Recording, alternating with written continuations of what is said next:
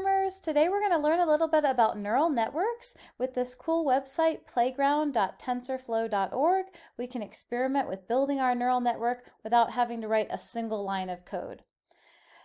At the beginning, let's figure out what problem type we want. Classification, we've got binary classification. Is it an orange dot or a blue dot or a regression? I'm going to keep it on classification.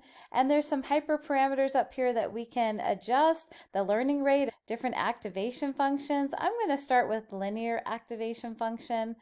And then we can decide how many hidden layers, if any, we want. I'm going to actually delete the 2 hidden layers, so there are no hidden layers. We just have our input features and our output, and I'm trying to model something like a perceptron.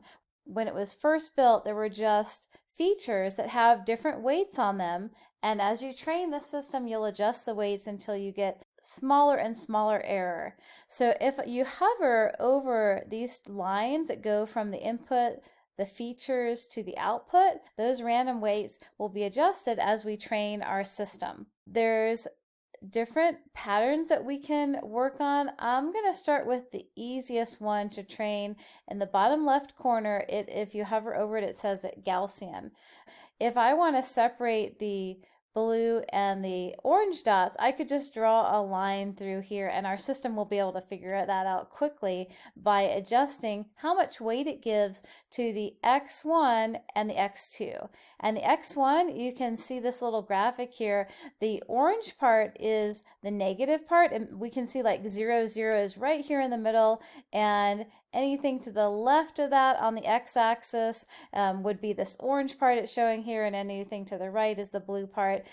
This little input is measuring that part where it is on the x-axis, and then the x2 is measuring where it is on the y-axis. So if it's blue, it's positive, it's orange, it's negative. So we start out and we'll go ahead and train with this little button. We're just going to train one epoch, one step through our data. We can see our data right here. It's displaying the part of the data that we want to train with. And if you want to see the test data, you can check right here, and there's extra points. So usually with neural networks and with machine learning, you'll split your data into test data and training data. So we can even decide how much we want to go into our testing data set and how much we want into our training data set. Like I could say, let's train with 70% and we're holding back 30% to test how good our system was. So if I move ahead one epoch, I go through all of my training data once, I've adjusted the weights on here. I've now got a weight of 0.22 for the x-axis and a weight of 0.46 on the y-axis. And so we're kind of drawing this boundary line here. It's already pretty good. We already have a linearly separatable data set. Our loss with our training data, those points that we can see, is 0.017, very, very good. And then when we look at the test data, it's actually still pretty good too. The test data loss is 0.014. If we train another epoch, we go through the data again and use that data to adjust these weights, we're going to get better and better, and pretty soon we're going to get very, very close to a 0. And if you want to go fast, you can just hit this button. And we trained it all the way down to 0, and it didn't take too long. And now we can see this is the ideal line. If we were to take a position, like let's say this point 2, 3, I can see it's going to be a blue dot. If I were to say, well, it's a 2 on the x-axis, multiply that times the weight, and a 3 on the y, multiply that times the weight. I'm firmly in the blue section here. And then if I picked one of these points and I do this equation, then I can see I'm on the orange section of the output. So this is what the perceptron was. And we've got some other data sets that we could look at. Let's try this one that's a circle. And we can go back and start trying to train this, and we're gonna look, and it's still pretty bad. Like half the time I'm getting it wrong when I'm guessing. We can just leave it running for a while. It's still pretty awful, By just passing in x1 and x2, my x and my y position of these points, we are having a really hard time. We are not making any progress on training this model. So it doesn't mean that it's impossible to solve this with a perceptron, but we are seeing that we're not making very much progress. I happen to know the equation for a circle, and what if I square x1 and I square x2, and then instead of a linear activation, I'm going to pick something that would allow me to have more of a curve. So let me try the tan H.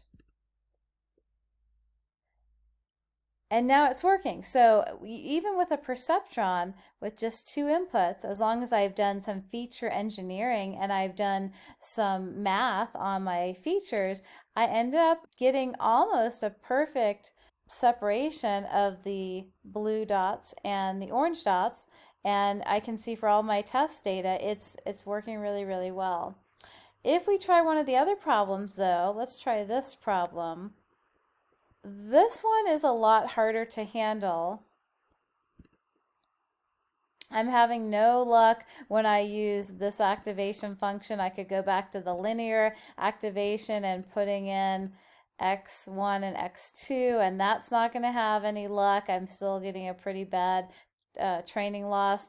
This is one of the first problems that they realized the perceptron is really not good at this. It's not linearly separatable. There is no line I could draw that would separate the orange and the blue dots. So that's when we need a hidden layer. So let me stop the training.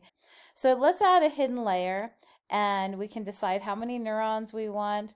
I'm going to go ahead and try training this, and it doesn't look like it's doing very well with this linear function, so I'm going to switch to a different function, the rel u, which will get rid of any negative numbers. This worked really well. So we have very close to a 0% loss. That means we can accurately predict whether something's going to be in the blue or the orange section. You can also play with the noise. So the noise could be that there are inaccurate measurements, inaccurate sensors, human labeling mistakes, some kind of randomness where there's an error in the data and we won't be able to perfectly get a loss of exactly 0. So you can play with how much noise you're adding. So I think it's a pretty cool tool. We can add extra hidden layers if we want to solve more and more complex problems. And a good challenge for you is to figure out how can we solve this spiral problem. This is the hardest of the 4 problems that we've got here.